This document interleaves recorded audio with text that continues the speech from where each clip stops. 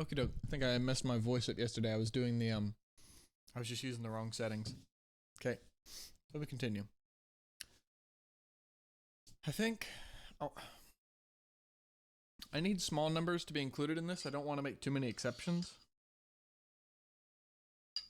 So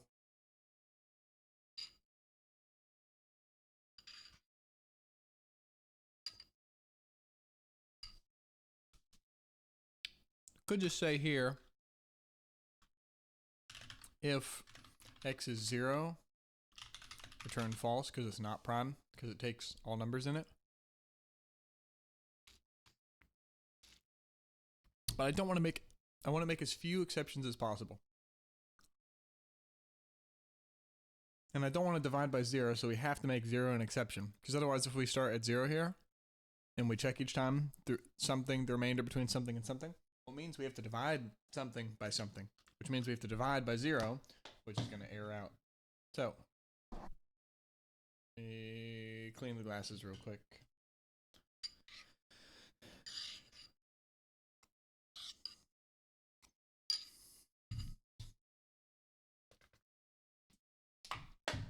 Thinking about how to do it with 2, because 2 is only divisible by 2 and 1, so it is prime, so it needs to be true. Same with 3, not 4, 5, 7, not 9, 11, 13.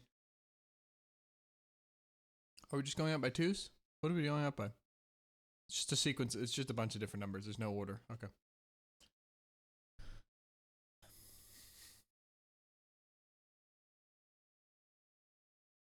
Cool, looks good.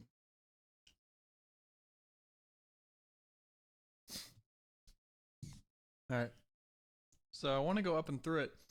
We could do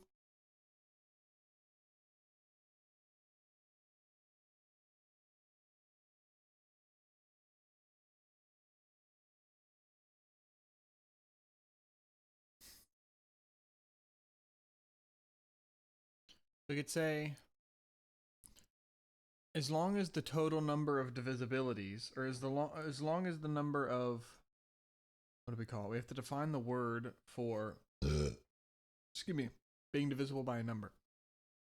So if you're only divisible by max of 2 numbers, then you're prime.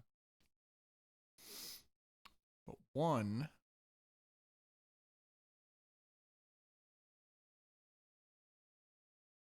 but it has to be 2 numbers. So if it's not equal to 2, it's like 1 is only divisible by one thing, 0. That's not 2. 2 is only divisible by 2 things, 1 and 2. So we could have a prime count number. So we could say our divisibilities, and we set it to be 0 for each iteration.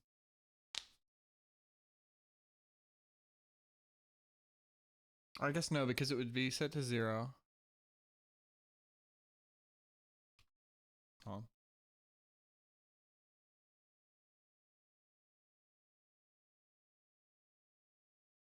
Okay, so we pass in a number, and we say, okay, the number is 2. All right?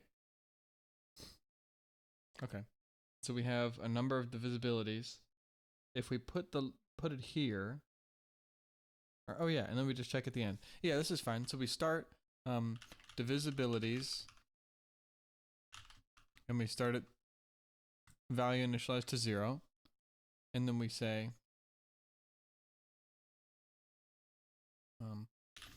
if x remainder current num is 0, if divisible by something, then increment divisibilities. Okay?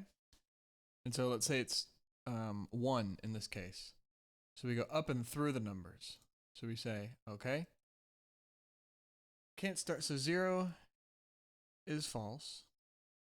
But then for anything higher, if it's 1, start at 1. 1 is less than or equal to 1. Okay. So we say 1 divisible by 1. Yes. So 1 divided by 1's remainder is 0, yes. So the remainder of 1 divided by 1 is 0. Increment divisibilities. And then we go through the whole loop. So if it was 2, it would do it again. It would increment it, so now it's 2, and it's divisible. And we would say, what is happening here? This thing is like clicking. We're good? It felt like something was loose in the headset. If divisibilities because that's only within the loop. So we actually don't want it here. We want it before. Int divisibilities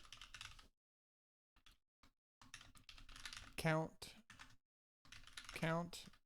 number of numbers, or count numbers x is divisible by. Prime numbers have 2 total. So if divisibilities is 2, return true. It is prime. Else return false. Oh, actually, we don't need that. Return divisibilities is 2.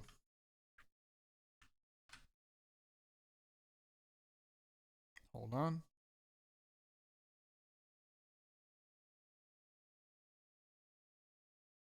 Uninitialized. Oh, whoops. We should value initialize it because otherwise we're incrementing it and we don't know what the starting value is. We're good? What's the warning here? Okay. Alright, so the point is here.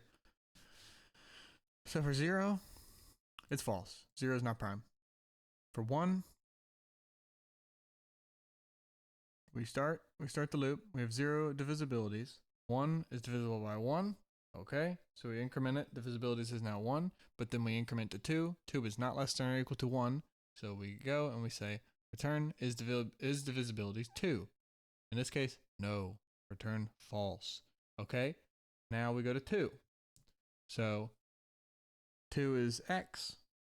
1 is less than or equal to 2. Cool. 2 is divisible by 1. Now divisibilities is 1. Increment current num to 2. 2 is less than or equal to 2.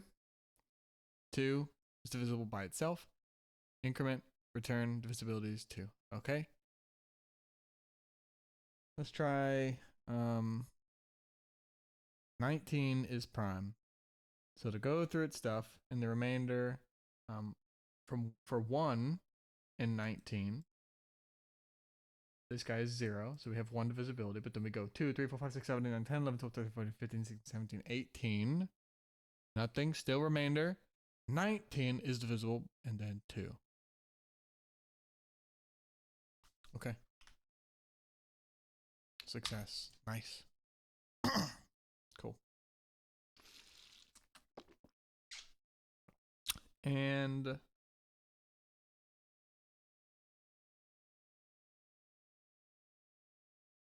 we don't need anything else. Okay. So this is fine. Checks if a number is prime.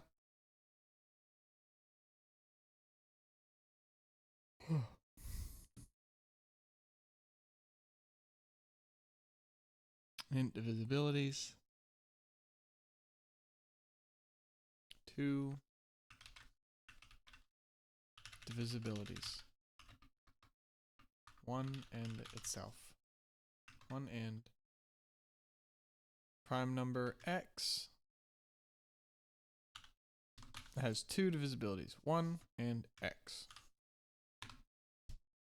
Start it. Nope, this is not true. If divisible by something, store the divisibility. Well, update divisibilities.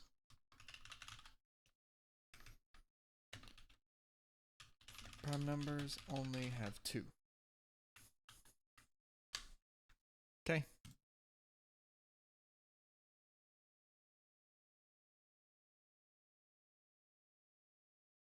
This guy can't be const. This guy We're calling him, but we're not passing anything. It's just a call, so there's no point in making it inline. We're just passing it a little number. It's not like a...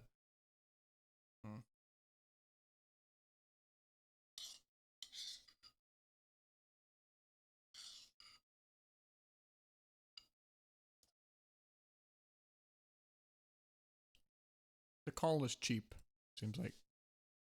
Okay. Done that. How did he do it? Yeah. Oh, true, because we could start at -1.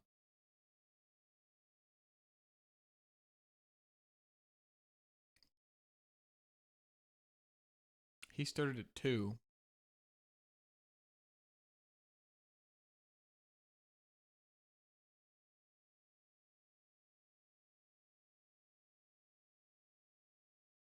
Isn't that what I...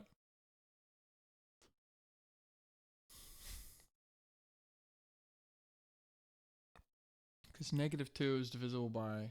Oh, it's not just 1 and 1 in itself. It's also... It's -1.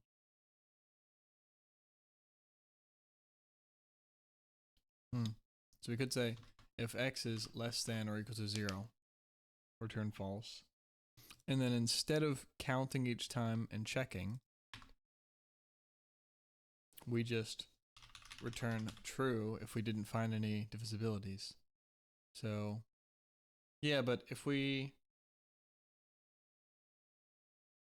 start at 2,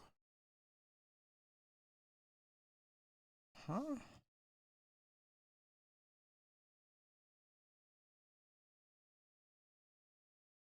Oh, because 2 is prime. Gotcha. It's kind of creating an exception, honestly, instead of just starting at 1. But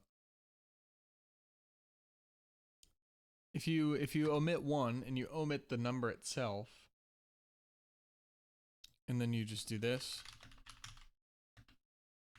and I mean you could store it or you could do it this way. What is happening here? I'm missing semicolon.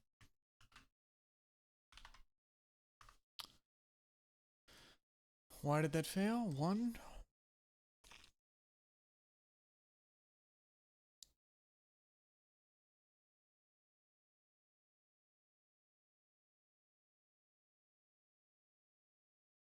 So we start at 2 and we go through there. That means it's not less, 2 is not, okay, so 2 should be true, but 1.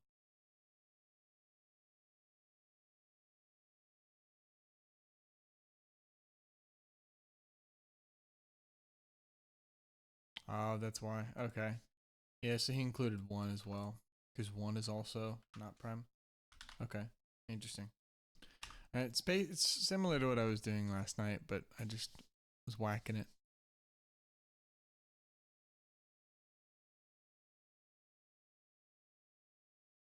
I don't like these exceptions, but 1 isn't prime. Yeah, so you just eliminate the two sides. You eliminate the number, which is the highest number it could be divisible by, and then you eliminate 1, which is the lowest, and then you just return false, not prime, for anything 1 or under, because 1 isn't prime. But I guess it's just more exception handling, which is, I guess it's fine. But it just feels kind of weird. I would rather the loop figure it out instead of having to hard code it, but whatever, the result's the result.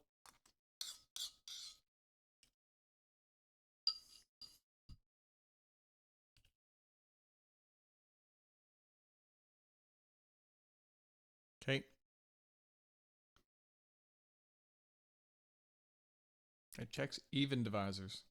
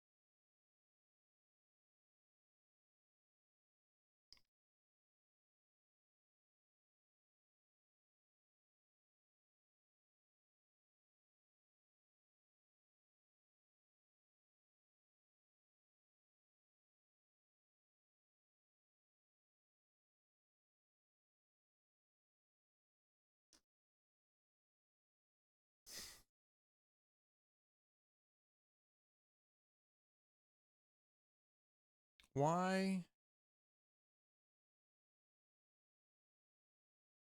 is checking even divisors not needed? Like if we check 4 is divisible by 1, 4, and 2. Oh, you mean we only need to check 2. So if the remainder of it is, let's see, so basically, so we check 2.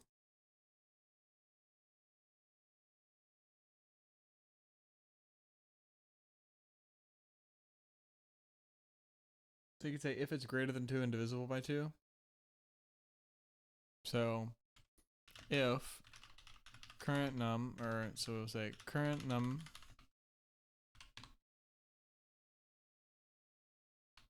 remainder 2 is 0 and current num is greater than 2, which would mean it's 4 or it's 6 or whatever, then we continue.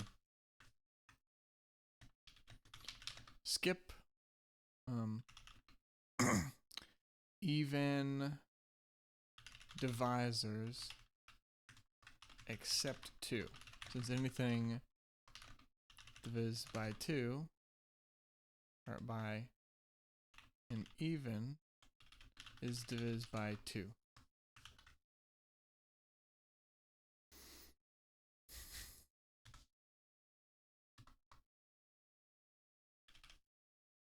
Cool.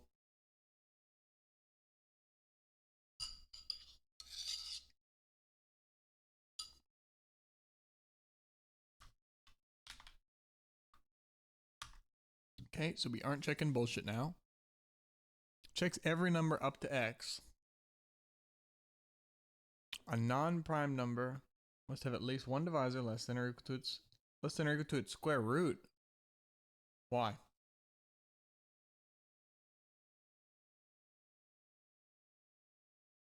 So can't you just check up until its square root? Okay.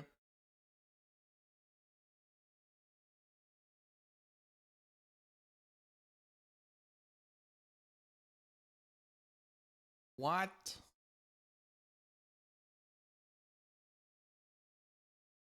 Hold on. Optimize it out entirely by squaring both sides of the comparison. The fuck are you talking about?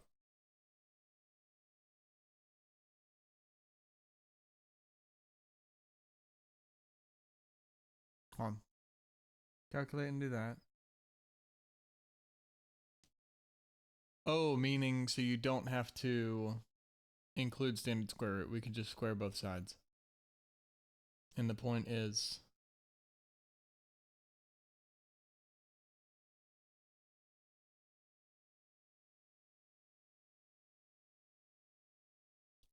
so if 4 is divisible by 2, and we square 2 and we square 4, 16 is divisible by 4. And if we square 16, that's 256. And we square 4, that's 16. Okay, so it seems like if something is divisible by something and you square both sides, it should still be divisible. Meaning,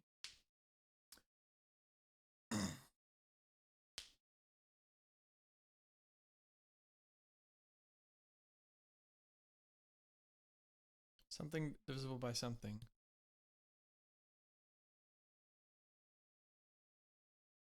So if we take the square root of the number, of the target number, and then compare up to it, that could work. But then we have to include square root.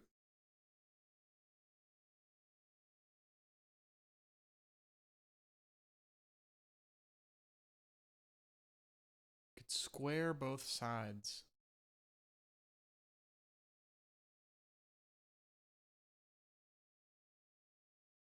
Doesn't that not change anything? Hello? Is this written retardedly or am I retarded?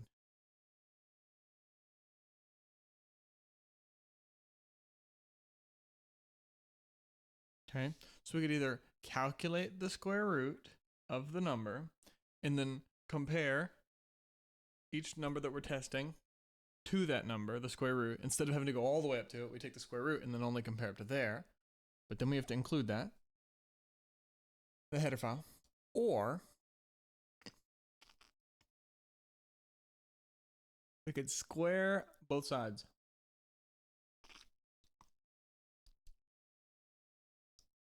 Meaning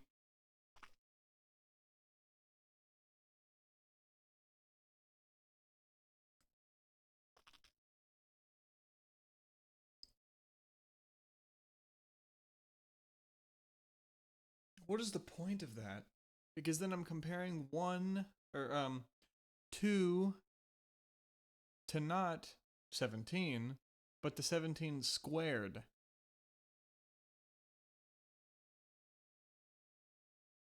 How is it optimized out?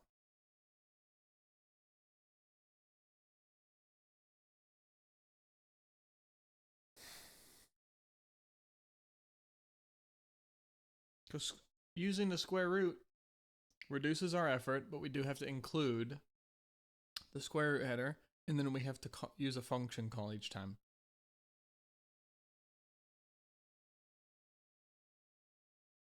We can optimize it out of the comparison by squaring both sides.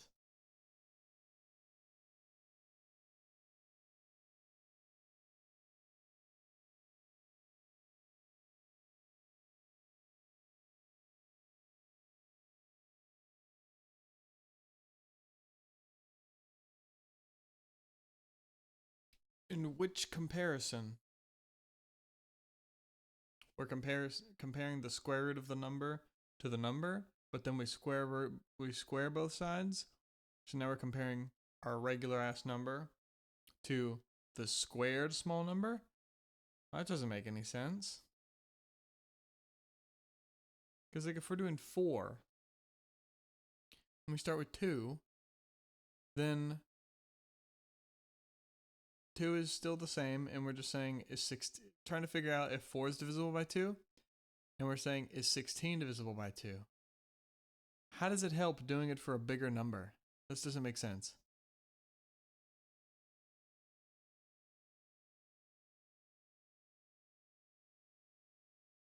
So we either go all the way up, or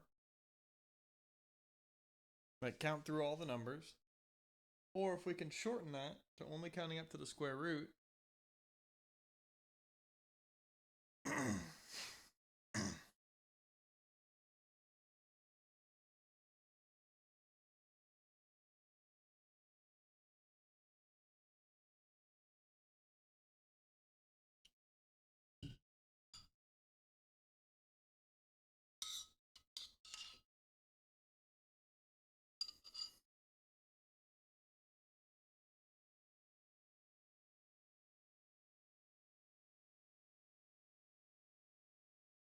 no, what is he talking about?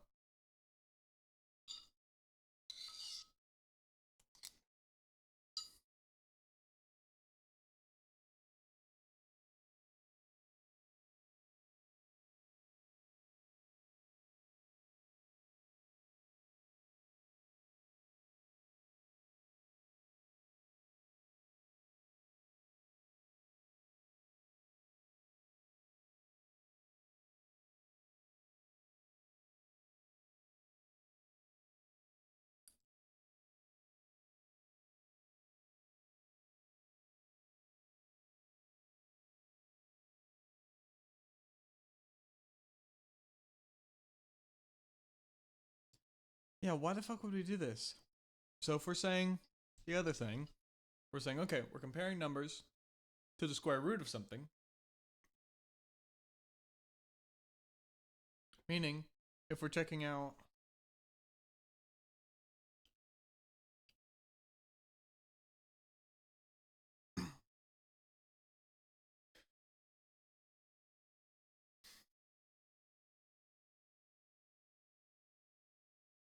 yeah, so we're comparing numbers up to the square root.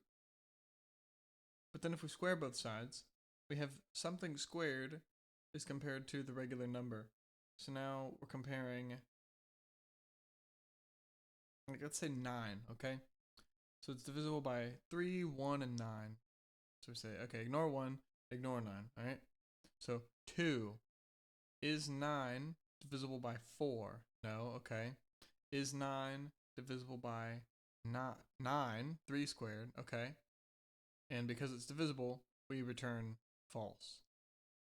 What about, is it just faster? Maybe it works actually, and I'm just not able to wrap my head around it? What if we say 3? 3, so we say, is 3, what's 3 remainder 4? Nothing. Oh, hold on, wait. So what even is that? 3 divided by 9? What do you even say? You say that 9 can go into 3, and then, I mean, isn't it left over? So what, do we just square the, why are we squaring both sides? We're just squaring the left side. So we're saying if remainder current num times current num. Yeah, bro, what the fuck are you saying? We failed on 15. Because it's not prime, but it said it was prime. Because it tried 2, so it tried to see, is 15 divisible by 4? Is it divisible by 9? And it kept on going all the way up to the top. And then it was saying, what is the remainder of, I don't even know. I'm just going to do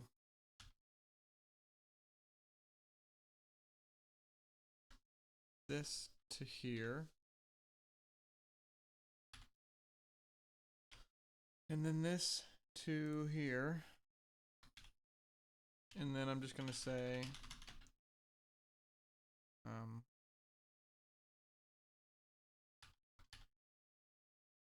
3 remainder 9.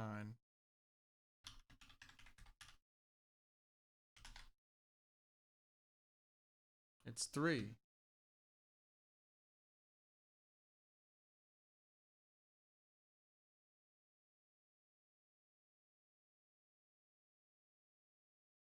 That means 3 divided by 9. Or, oh, so it means 3 doesn't fit into 9, and there's stuff left over. Or, oh, so it should be, hold on.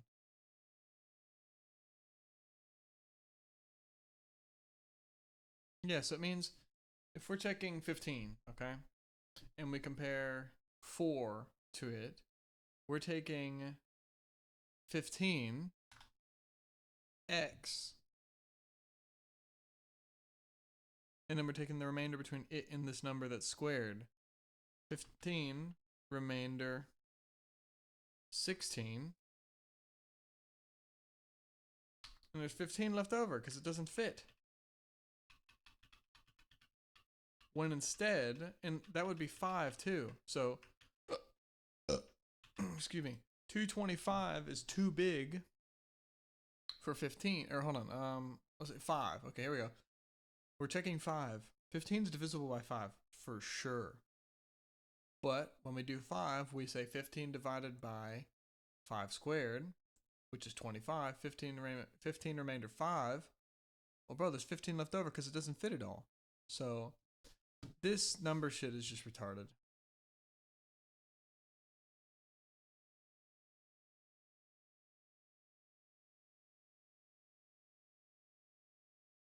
What?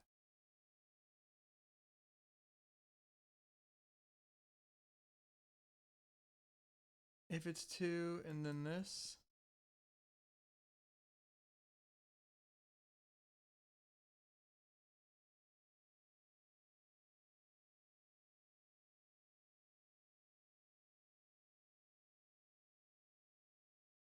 So many exceptions in here, bro. Instead of just 1 or 2 and capturing them all.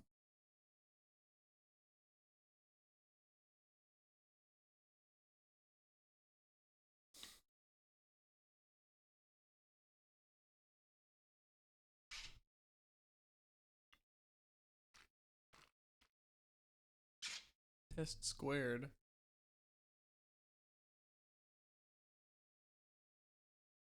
And adding 2. Dude, you're just using bullshit numbers. Why are you doing it this way?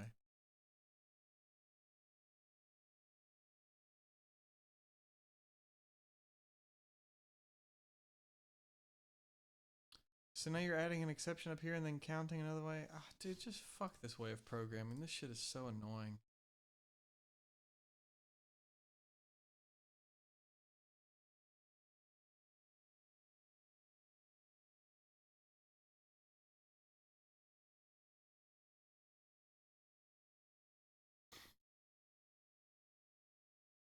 You have an exception for 1 or less than 0. Wait, bro, you may as well just say if it's less than or equal to 2 at this point. Combine these.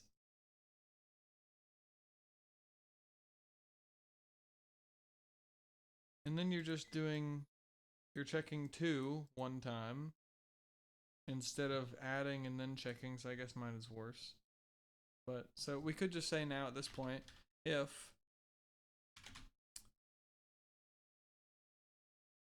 x is less than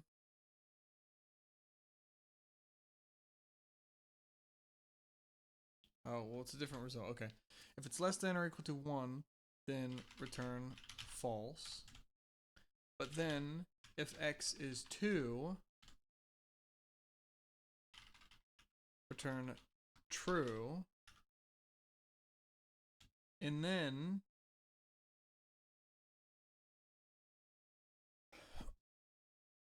what else? If it's remainder with 2? So if x is 2, we're returning true. But then, wait, why do we need remainder true? It's the same either way. If x remainder 2 is 0, return true. Or, oh, because these are different. That's why. Okay. So if x is 2, it's just exception coding. We're returning true. But then if x remainder 2 is 0, then we're returning false. So 2 is prime, but anything that's even and bigger than 2 is not prime. And then, so we have current num, and then we have while current num is less than x, current num needs to be, so we start at 3 because we've already captured 2. Start at 3 because 2 isn't prime, or 2 is prime. Already known.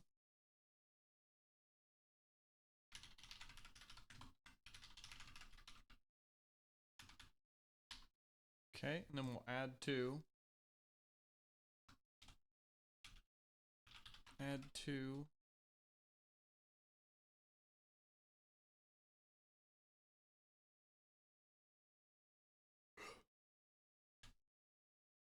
To check only odd numbers, since even are already captured.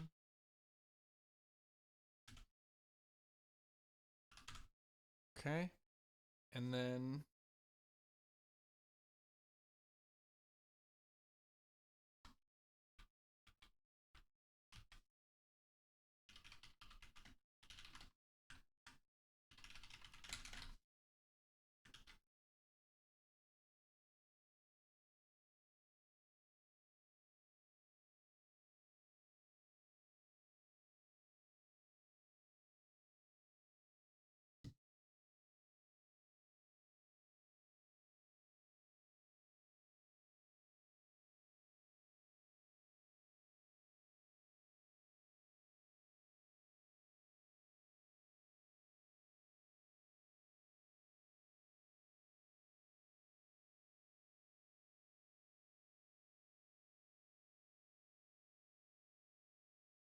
oh, so you're saying we only go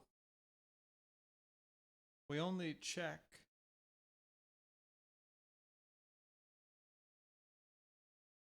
so we're determining how many to compare. We're not actually comparing it with anything squared. It was just written like shit earlier. We're instead just saying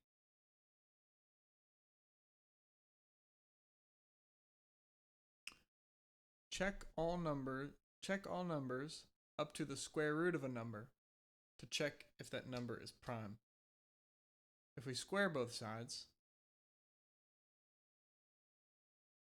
then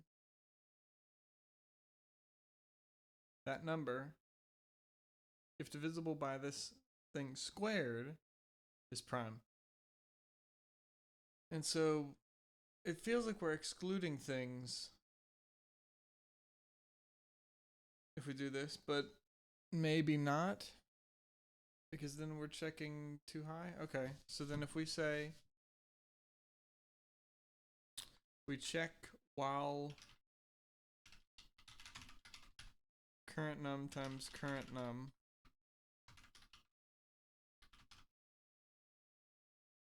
is less than or equal to x, and then if x remainder current num is 0, turn false because must be prime since divisible. Oh, wait, hold on. This has to be less, right? Maybe not? Because we're not going all the way up until current num is x. We're going until current num squared is x, so it stops early. It's weird. Alright. And then return true. Wasn't divisible by other numbers. Okay, that is fucking interesting. This math is whack.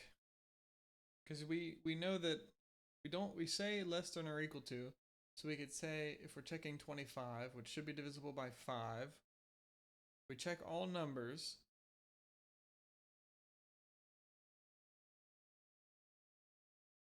where the number squared is less than or equal to the number. So 5 squared is equal to our number, so 25 is our 25. The remainder is 0. In this case, it's false. We don't check any higher. Okay, so it's just knowing some features about math. Noted. Okay.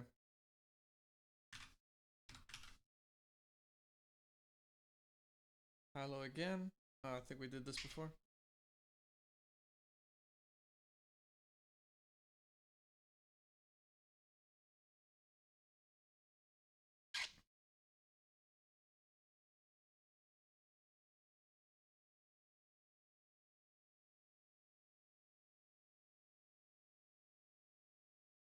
Oh, I saw this recently. I didn't actually do it though.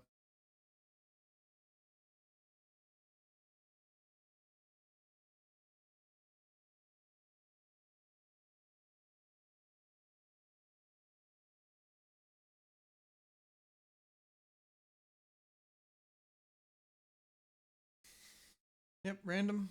Okie doke. So no chrono though. So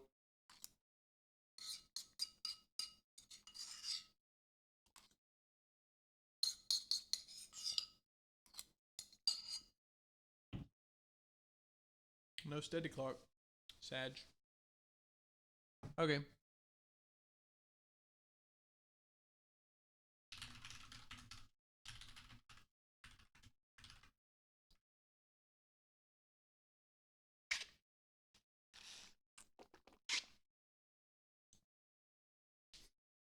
All right.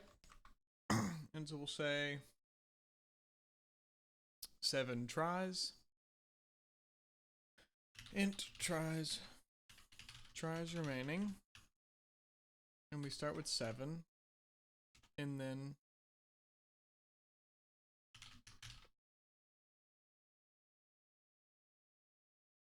get user try. All right, so we'll say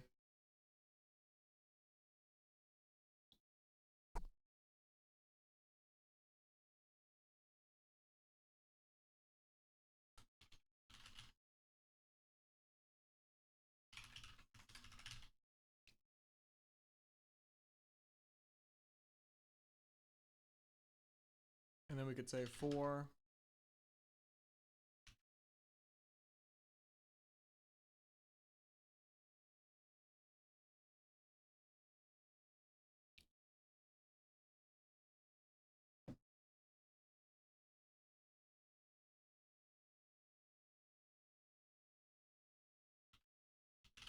tries remaining, or hold on.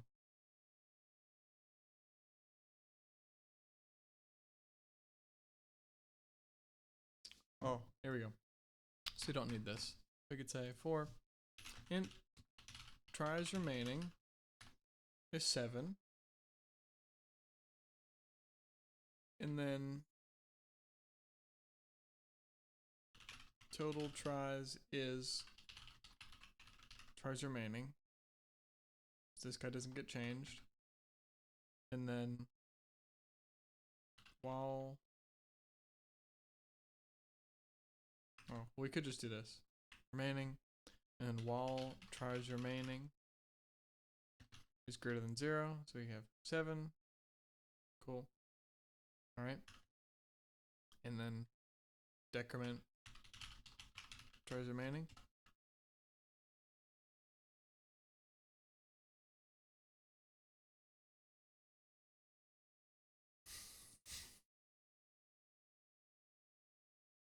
Oops.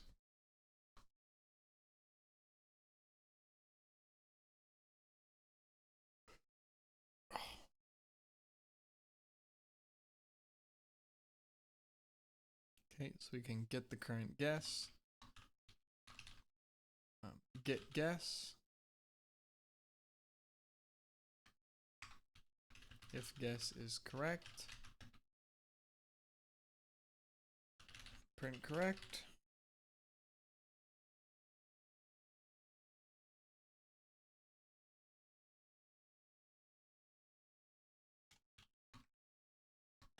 Else print not correct. And then after loop,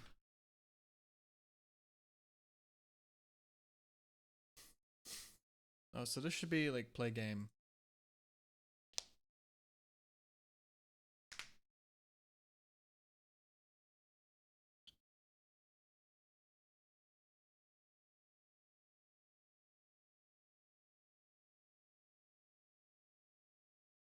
Oh, so we could say do while.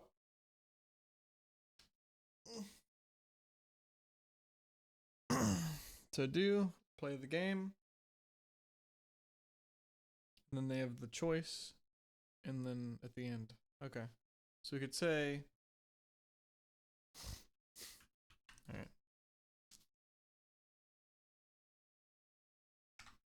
Game.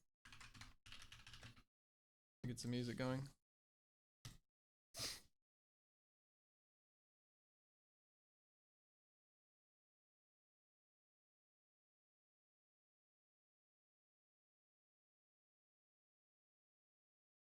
Volume's cool. Cool. Excuse me.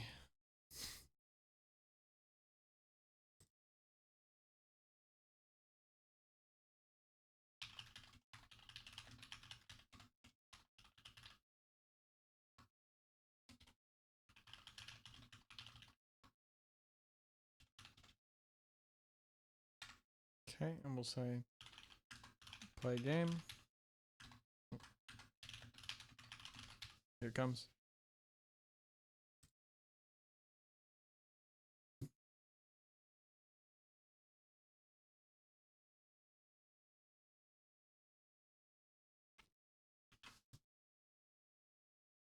And the game needs to have output, I think.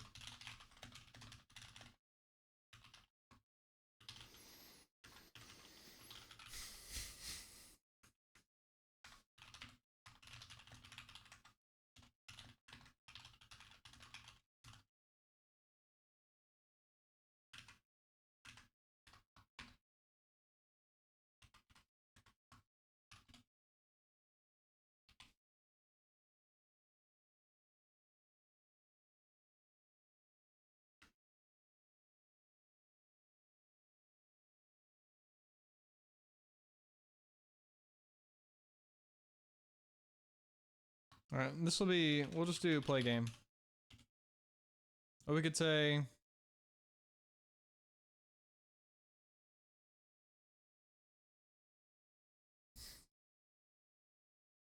we could have a do while loop, and the loop is just if they want to keep playing the game. We do while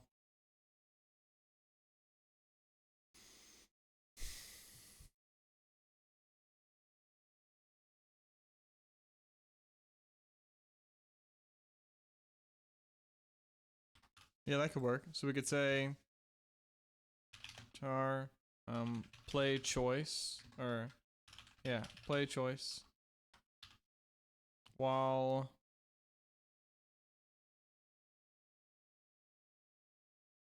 get play choice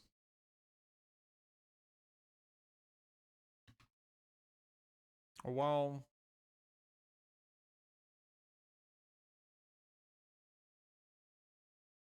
so this returns a bool. Or oh, we could just say we don't even need that. So we could say while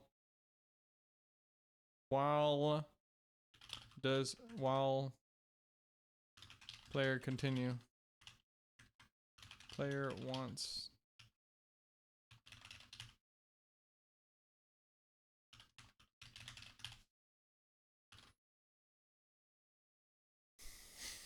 okay, so we could say bool player wants to continue.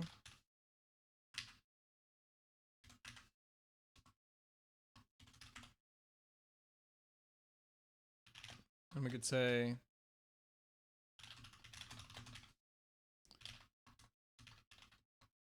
continue.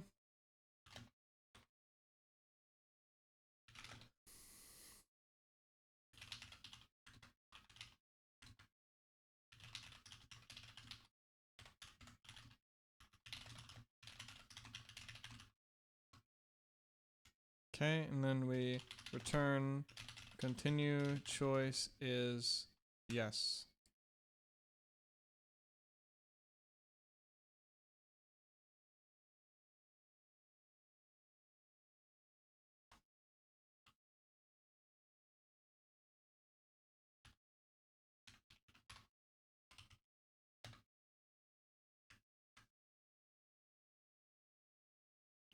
I kind of wanted to match the theme lowercase. Nah, I don't like that. Okay.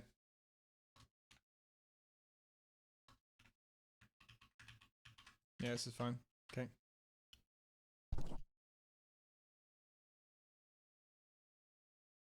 The problem is main because I haven't done it yet.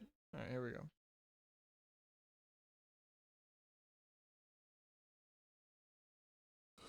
Game.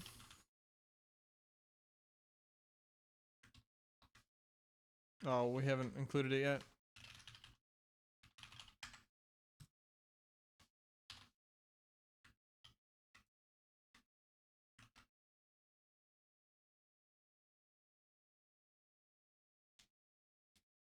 Oops, this needs to be a character.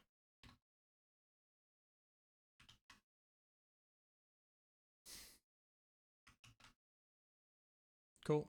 Just need to play the game now. Alright, so we'll say for remaining choices, or int remaining guesses, and we get 7 to begin.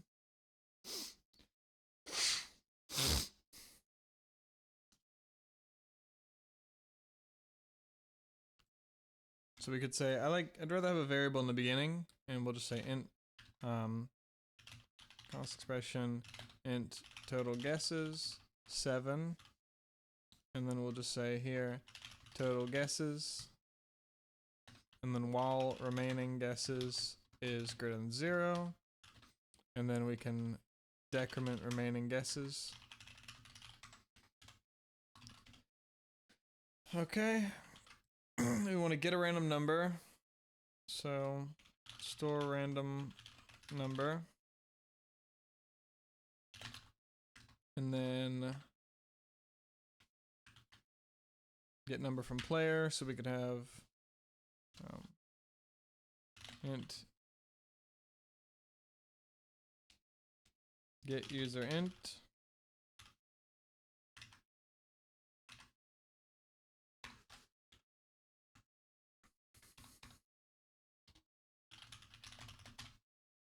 What is the guess shit? Guess 1, okay. Guess, oh, hold on. Actually, we want a number first. We'll say the guesses in there. So we'll say, I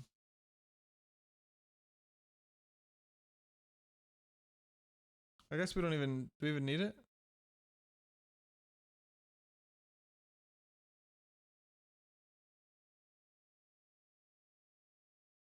No, I guess not.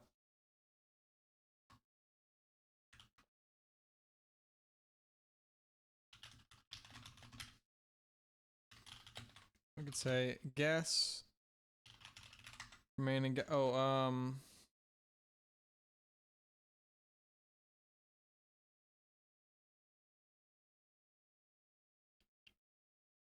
So we could say current guess and then total guess.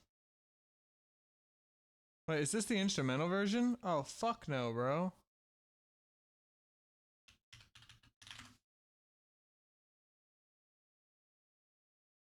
There we go. It's better.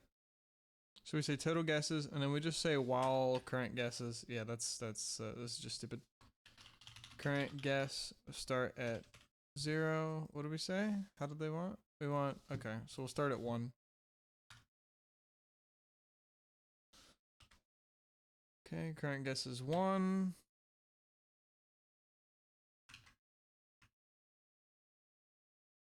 And then we could say the same thing. We can't have a different type though. I will just have that. That's fine. And then while current guess.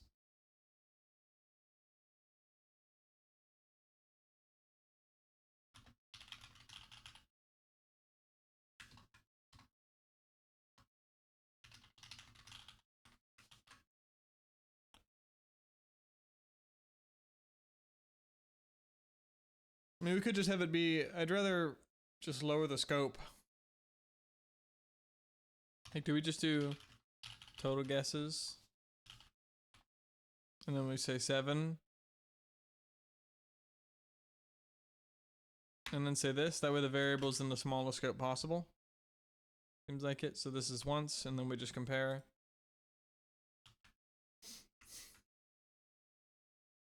Alright, so we say guess, current guess. And then we get the guess, and then we'll say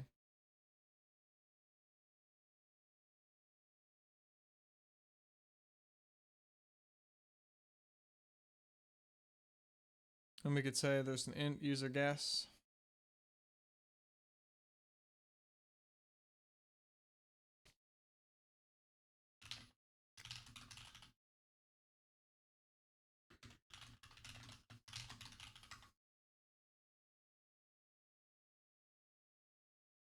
So we extract user guess.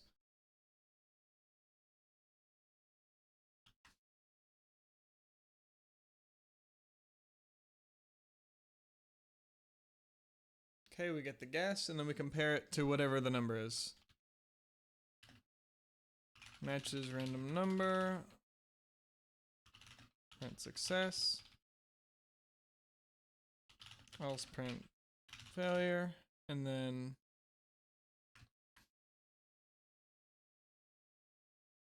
success, break, and play again.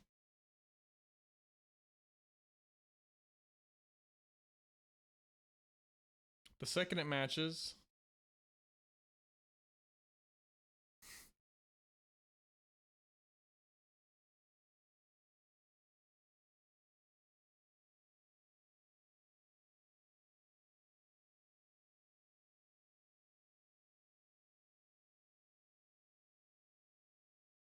we could have a bool did player win, and then did player win is true. And by default it's false. And then if did player win Or no, I guess we just say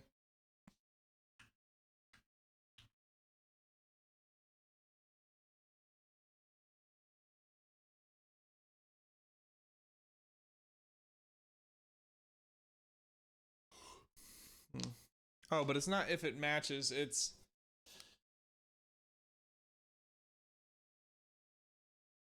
if it matches. If it doesn't, then we print too high or too low.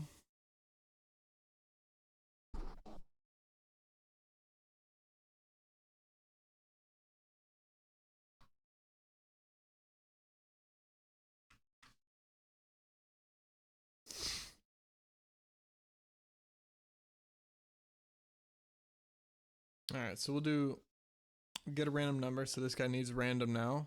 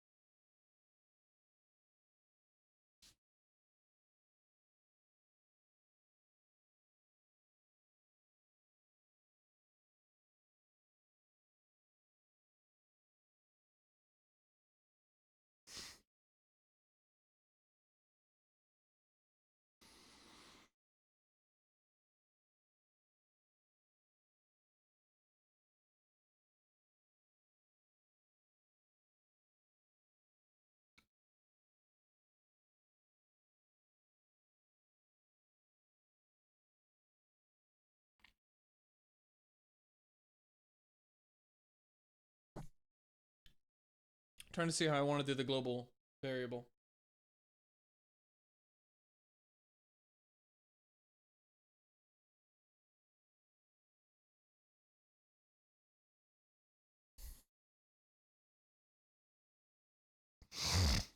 We don't need it in a header file. It'll be just defined and accessed.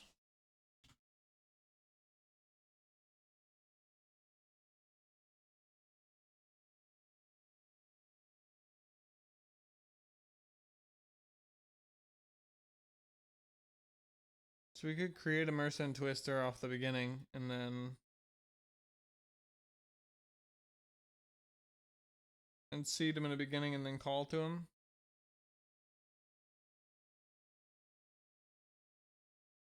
Yeah, I guess we could. So we could say, okay, and then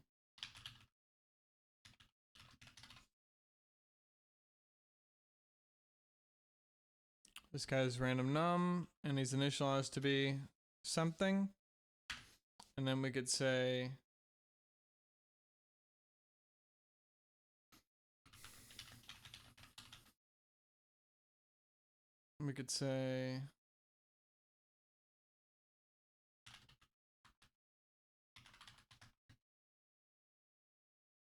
seed empty. And what this does is it returns a Mersenne twister that is seeded. So we could create a random device. So we'll say random device get seeder. We'll just call him seeder.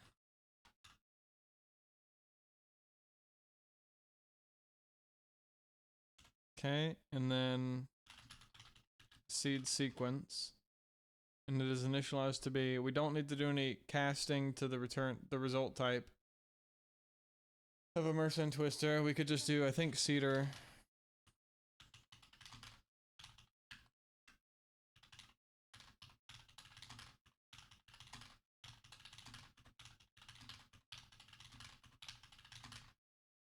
there's 8.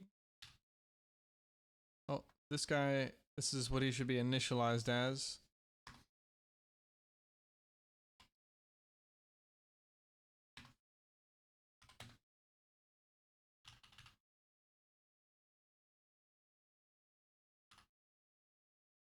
Okay.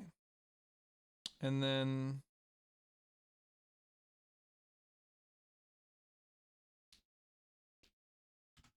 return a Mersenne twister that is initialized to be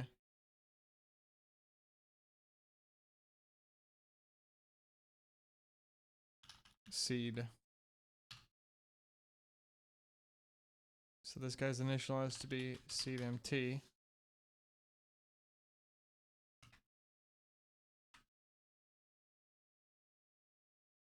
Okay, don't need this guy yet.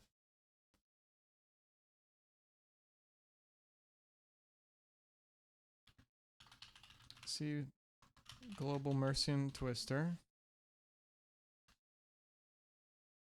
And then we could have int get random num in range, int min range, or range bottom, int range top. Or we could say int range min, int range max.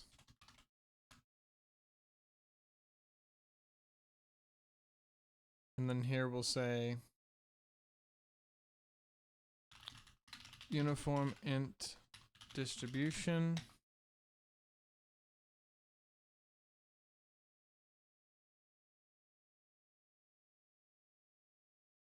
num range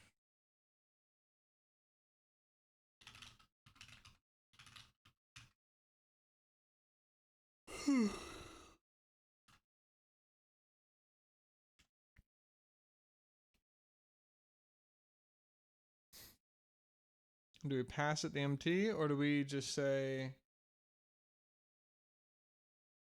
yeah, we do, I think. Get number and range. Oh, and we could just say get random num and range calls random num. Or we could pass it the MT. Then we just say return random num. Oh, oops, here we go. Return num range, or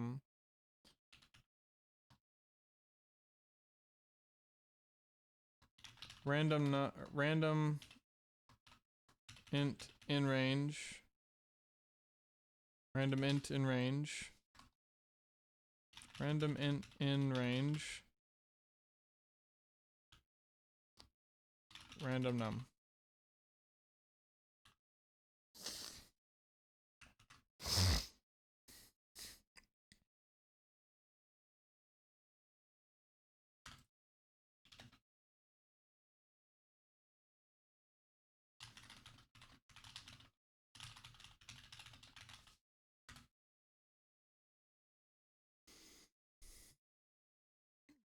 Do I like this better?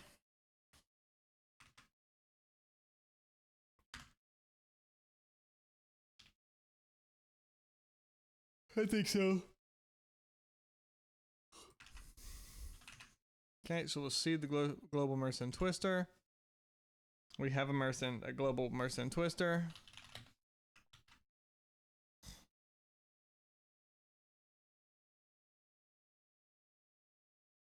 Get a random number. Excuse me. And so we'll say int. And this should be returning properly now.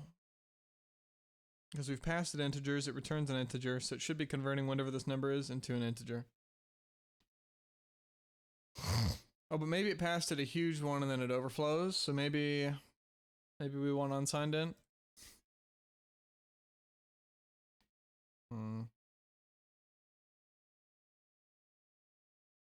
Yeah, because well, no, because it's being converted anyway, so I think it's fine. So we'll say constant. It's not constant expression because we don't know the range yet.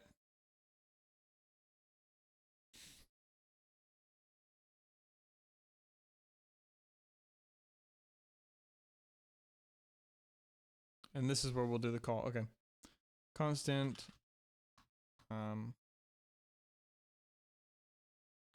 Target number. And it's initialized to be get random int in range. And we'll pass it from 1 to 100.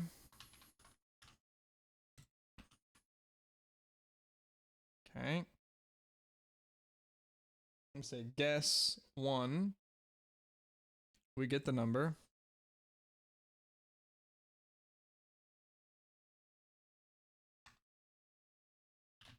And then if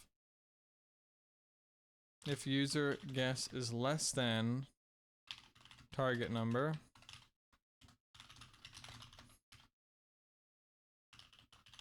too low,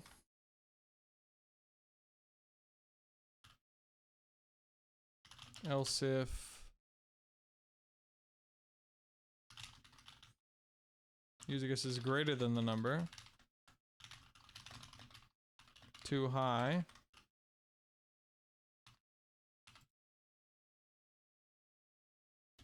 else guessed correct,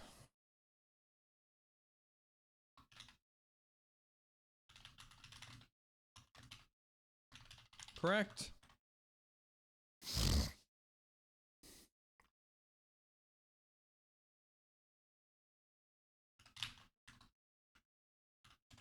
Break.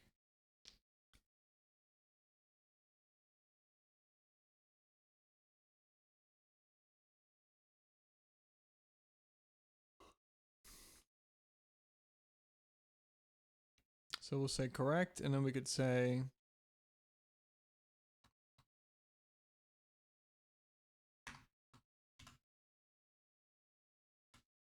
bool did player win? Did player win is true.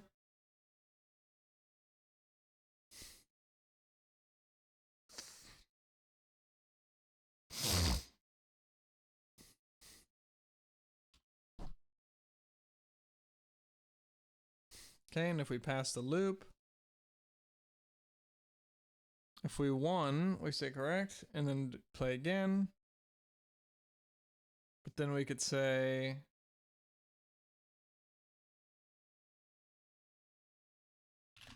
if not, did player win? Ran out of guesses.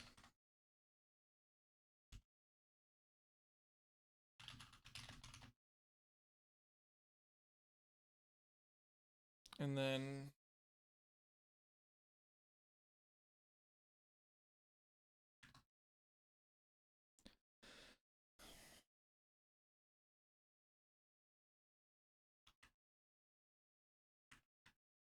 what did I, oh, semicolon here. And then we could have a do while loop that continues to play. So do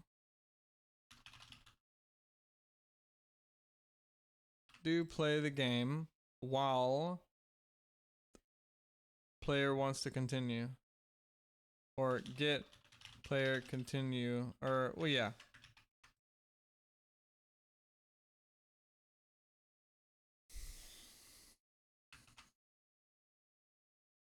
See what happens, okay? Guess 1, 60, 40, 50, 45, 43. Oh shit. So do correct, and then inline.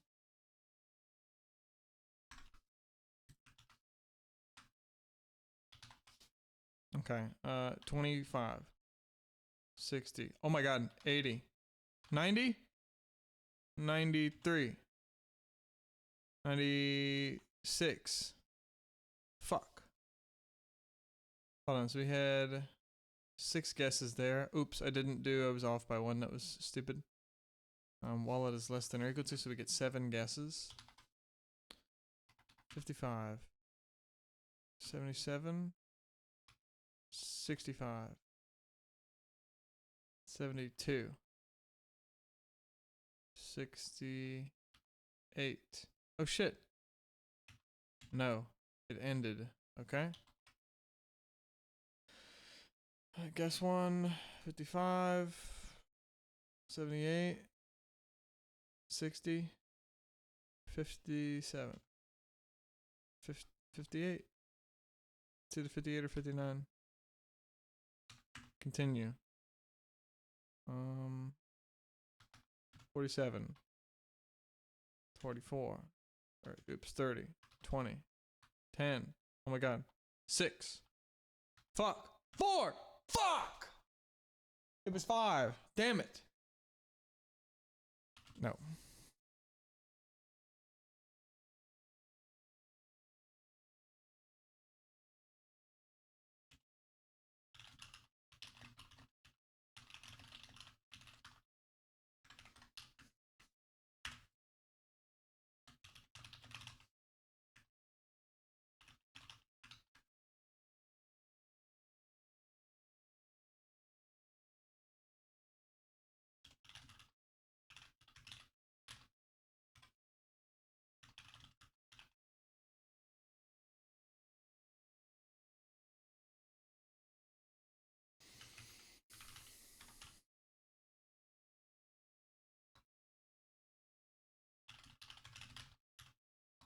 We don't want to do the code though. It's not a big deal. All right. I was gonna do a little thank the player message, but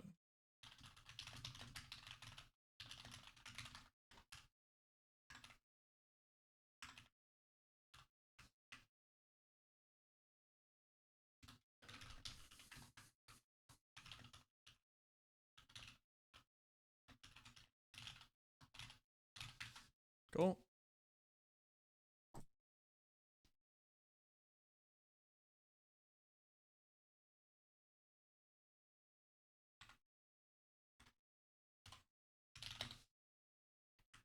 We can make this guy const.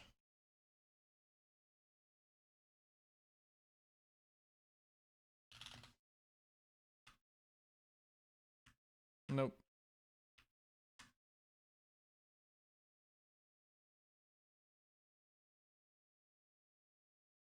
What if I did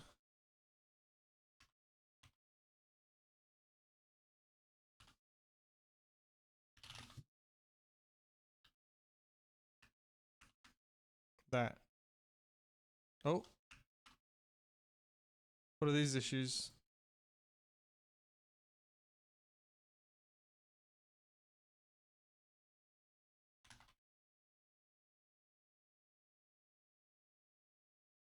What are the issues in here, huh? Line 10?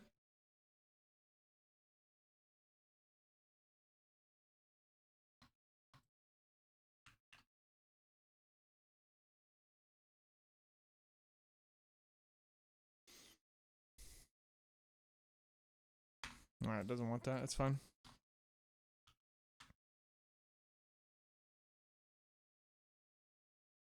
Okay, we see.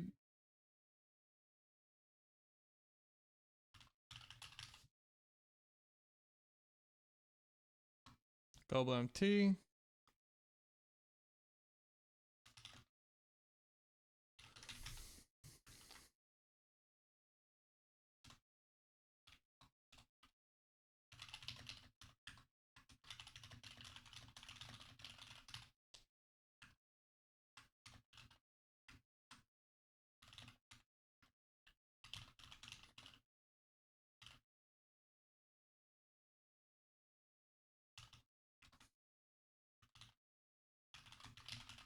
Something like that.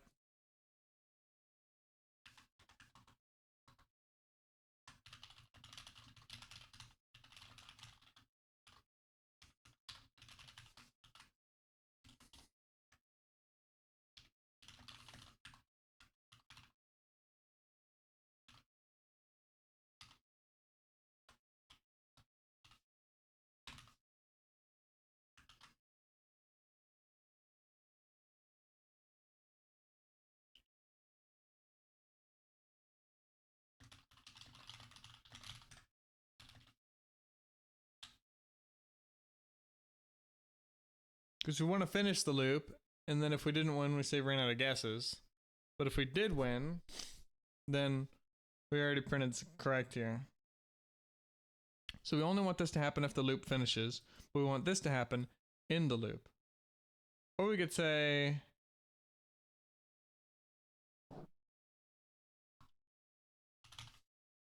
This is a better way, I think.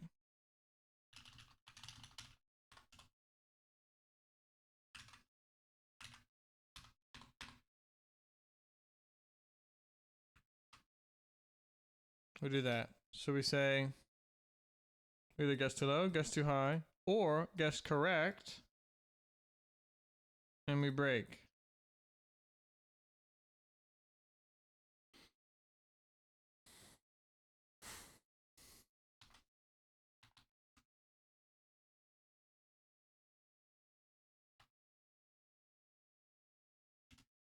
$37, let's go. No.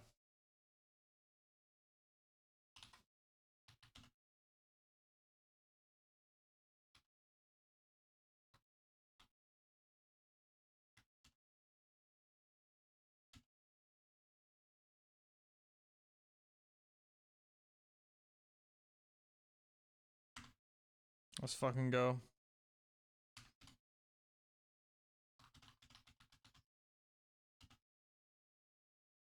Nice. Alright, it works. Anything else we'd want to do? Making thing const that we're working with, but not actually changing. I mean, do we want a const uniform distribution? No.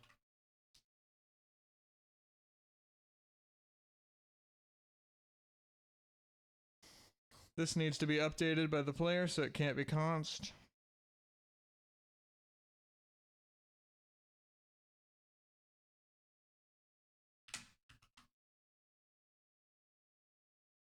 No.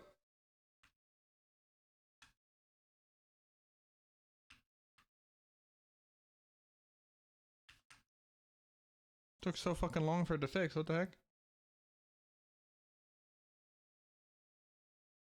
This needs to be changeable as well.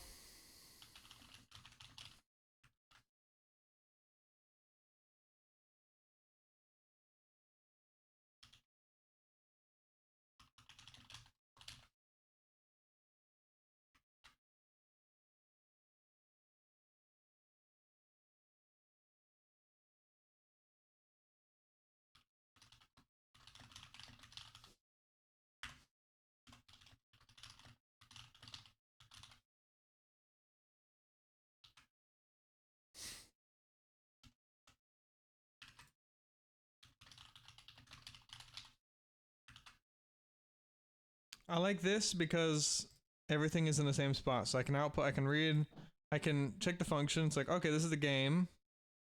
And then this is self-explanatory. Okay. I can say we get the players, so we loop.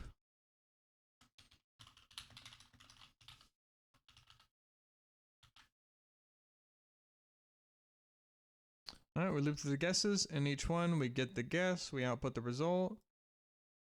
Let me say if guessed correct. And then output game result.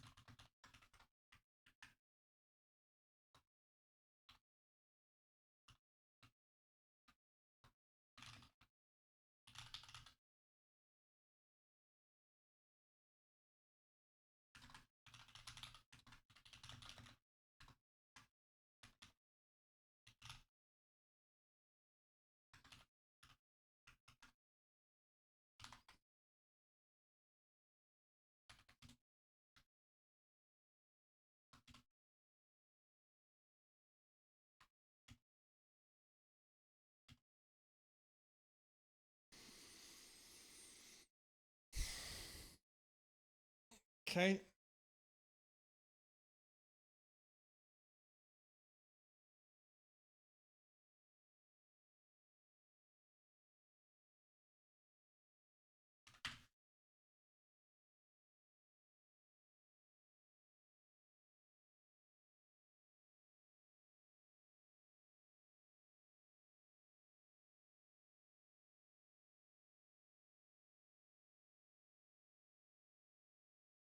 And then, so this keeps prompting, or hold on.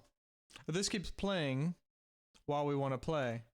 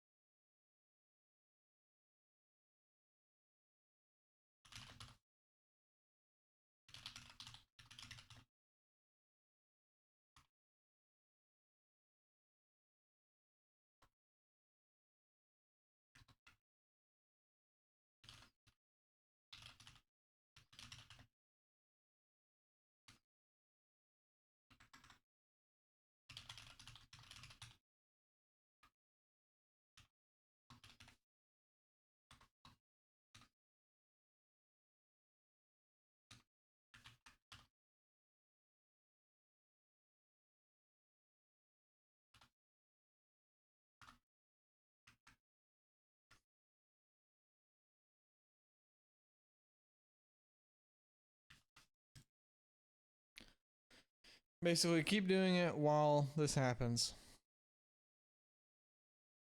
And then we say if continue choice.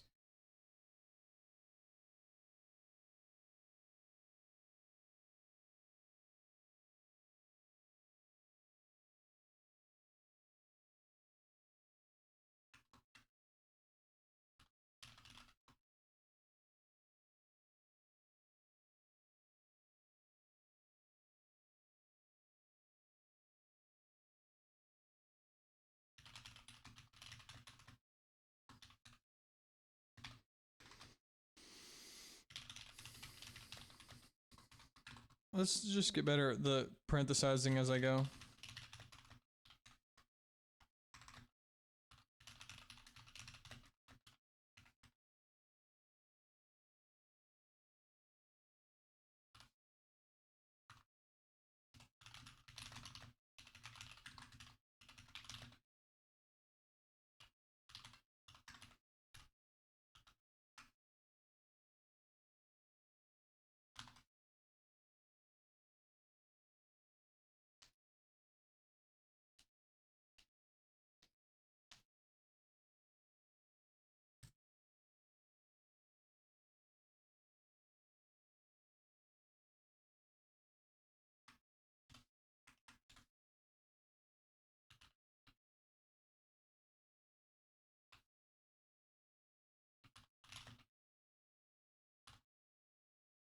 Oops.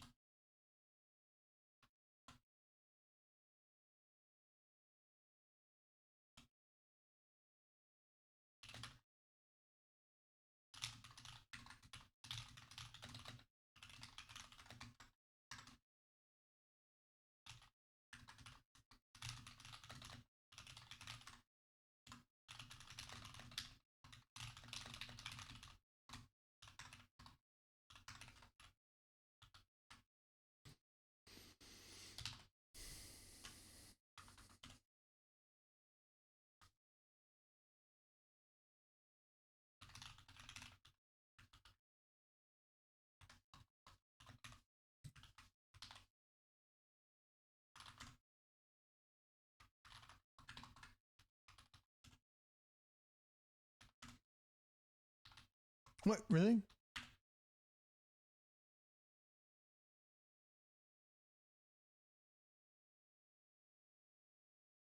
Hold on. Why did it do that?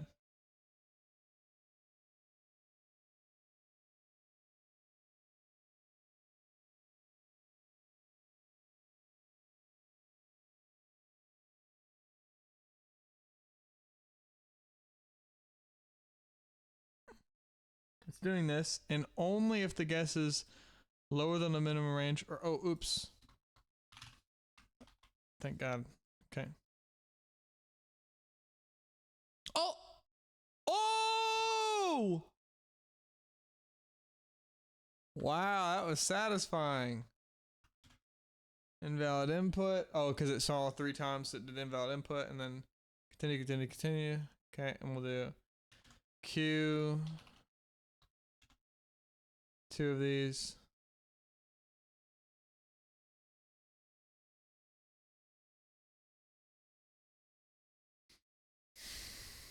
Continue. 101, negative, big numbers.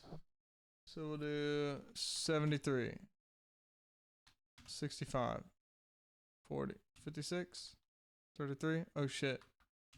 15, 21. So it's 16, 17, 18, 19, or 20. 5 numbers. I think 18. Fuck. No. Okay.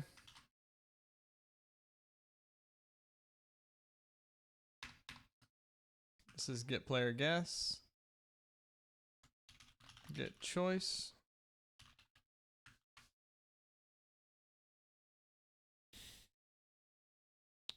Get valid choice.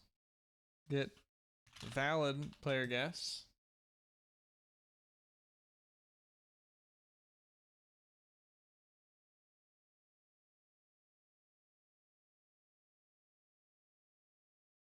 Okay, that's pretty easy.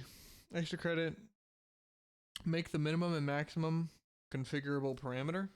Minimum and maximum values and the number of guesses a configurable parameter.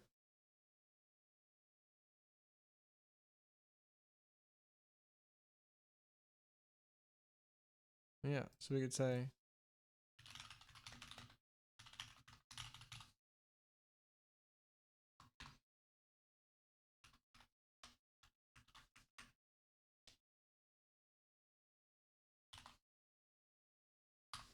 seven tries or 100 tries. Oops. You have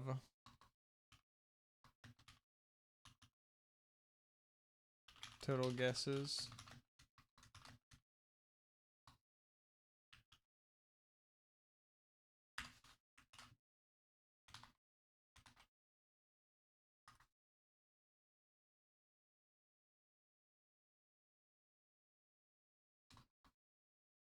Nine tries.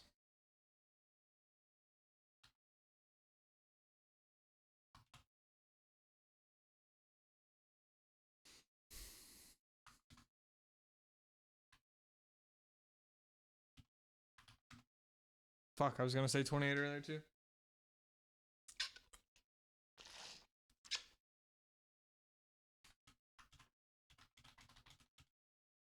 Oh. Oh, come on.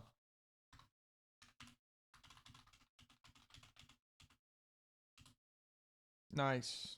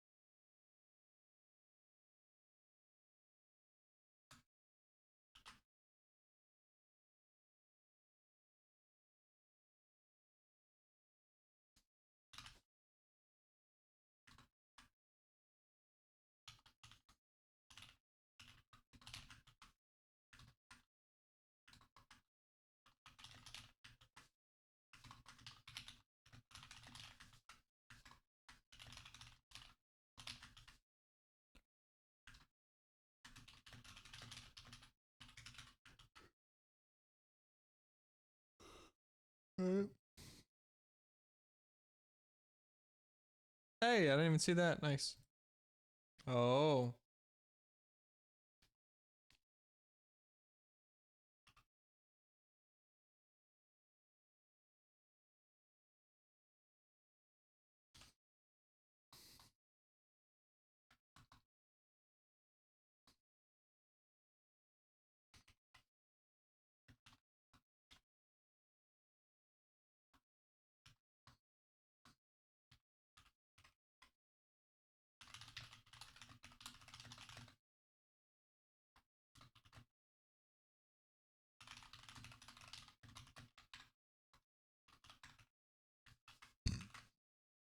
Excuse me.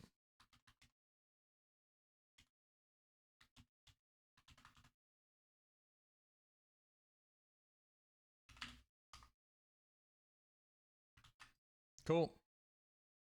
Anything else? We seed the guy. We have a random number or a random number generator, a PRNG, to be seeded. Getting numbers from it. And we could pass this and say which thing we want to get numbers from.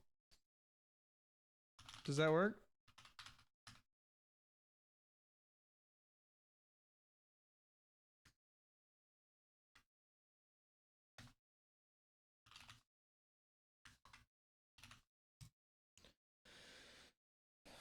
But now we need to call it properly, so we'll call it with min range, max range,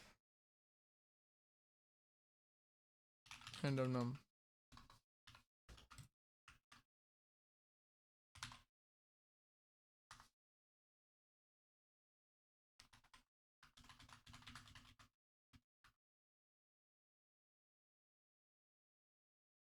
We could store the numbers and then say, hey, you already guessed that.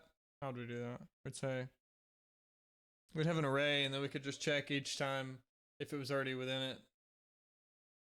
It seems like a lot though.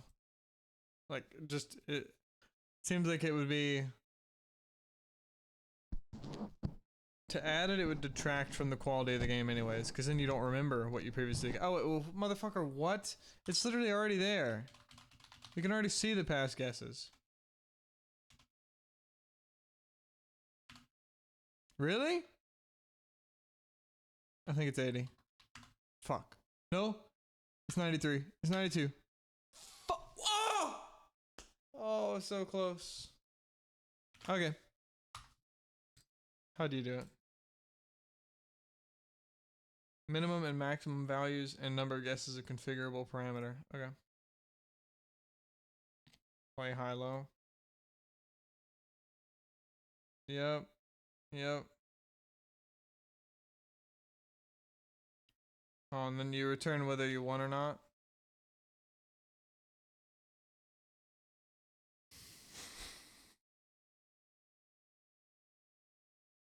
Yeah, I guess you could pass that. You could pass that info in there. That would make sense.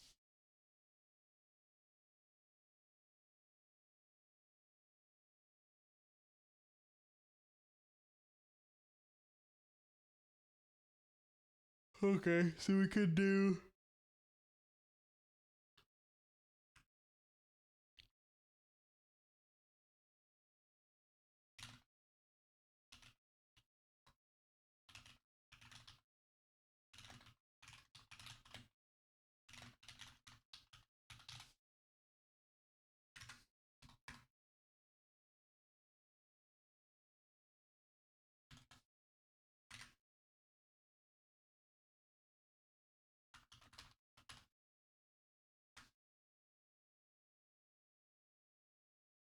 Oops.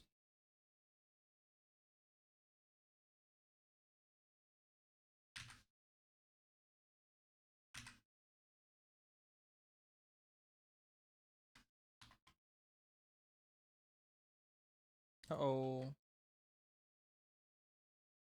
Oh, wait, what the fuck? Why?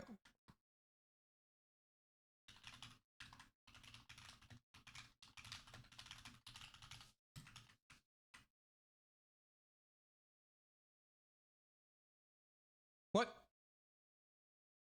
Oh, I accidentally capitalized.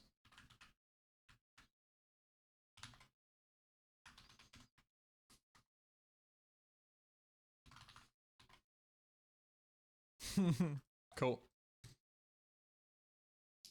Alright, we can configure these, and then we just call it, play the game while this happens. Cool.